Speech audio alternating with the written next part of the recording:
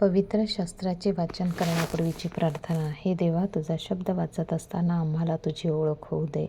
तुझे प्रेम व तुझे स्मरण रोजच्या जीवनात होण्यासाठी तू आम्हाला मदत कर. तुझा पवित्र शब्द आमच्या जीवनासाठी कशा प्रकारे लागू करावा याची आम्हाला समज दे.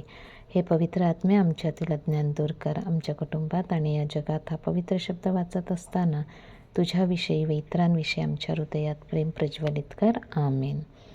शुक्रवार तारीख 7 ऑगस्ट. पहिले वाचन नहूम अध्याय 1 ओवी 15, अध्याय 2 ओवी 2, अध्याय 3 ओवी 1 ते 3 आणि 6 ते 7.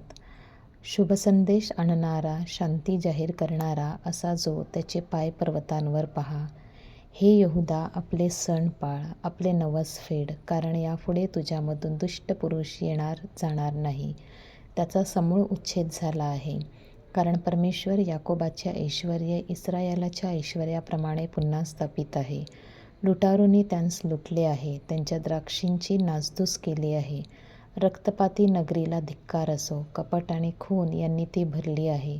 तिचे भक्ष्य मिळवणे थांबत नाही. चाबकांचा फटकारा, चाकांचा घडघडाट यांचा शब्द होत आहे.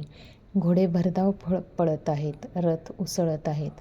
घोडेस्वारांची दौड, तलवारीची चमक, भाल्याचे विजेसारखे चकाकणे होत आहे.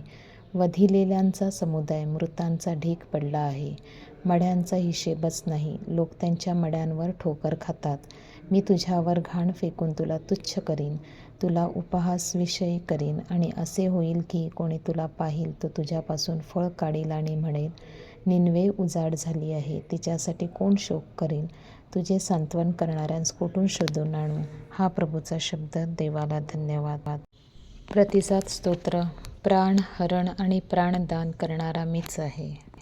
शुभवर्तमान. मत्तेय अध्याय 16 ओवी 24 ते 28. येशू आपल्या शिष्यांना म्हणाला, माझ्या मागे येण्याची कोणाची इच्छा असेल तर त्याने स्वतःचा त्याग करावा आणि आपला क्रूस उचलून घेऊन मला अनुसरावे.